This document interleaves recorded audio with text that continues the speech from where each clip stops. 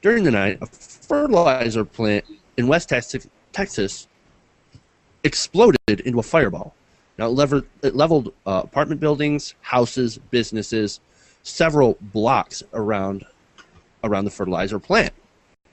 All in all, hundreds of buildings and several blocks were destroyed. Like I said, it injured 200 people and killed 14. Now, many people are looking at the lack of oversight as being the cause of the West Texas plant explosion.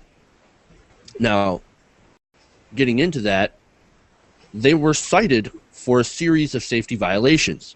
Between 2002 and 2007, Texas regulators invested the facility 7 times, one of which resulted in a violation for operating without a required air permit. However, OSHA, the Occupational Safety and Health Administration, had not been able to inspect the plant since 1985. That is a long time. So why didn't OSHA inspect the plant?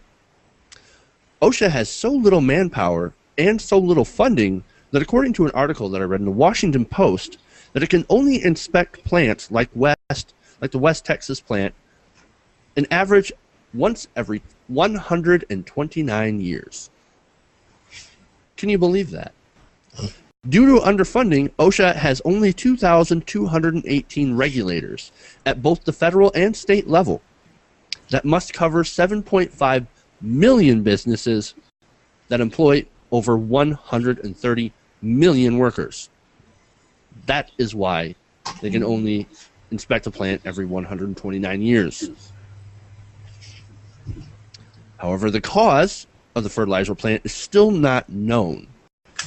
However, another glaring violation that may have been a factor in this, according to a Reuters report, West was storing 270 tons of ammonium nitrate. Now, ammonium nitrate is a bomb-making, you can make a bomb from it, okay? And it was one of the main ingredients used by Timothy McVeigh in the Oklahoma City bombing.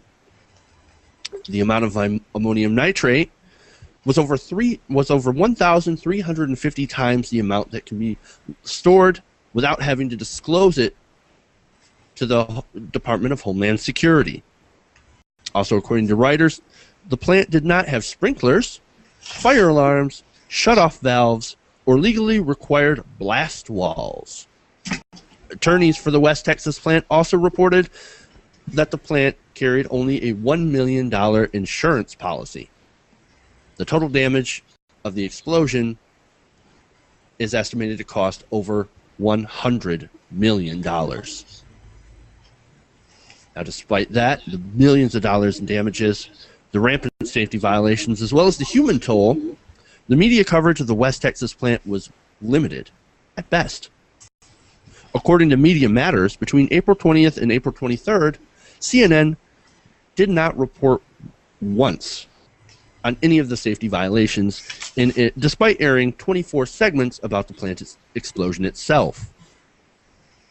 Fox News actually fared slightly better than CNN because it featured one segment out of 23 that alluded to reporting violations. So, Fox News beats CNN in reporting?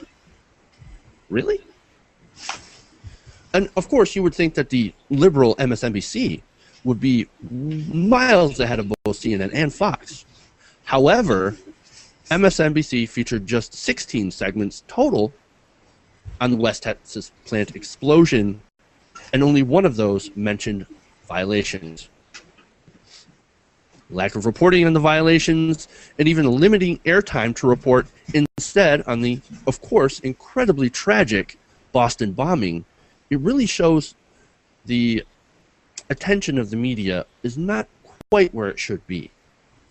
Now, despite Boston being a horrible act of terrorism, the number of those killed in West Texas explosion actually outnumbered those killed in Boston.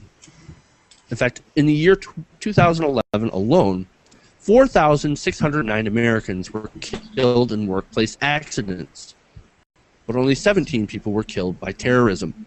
As Ken Ward Jr. of the Charleston, West Virginia Gazette had tweeted, quote, terrorists want media attention, so we give it to them.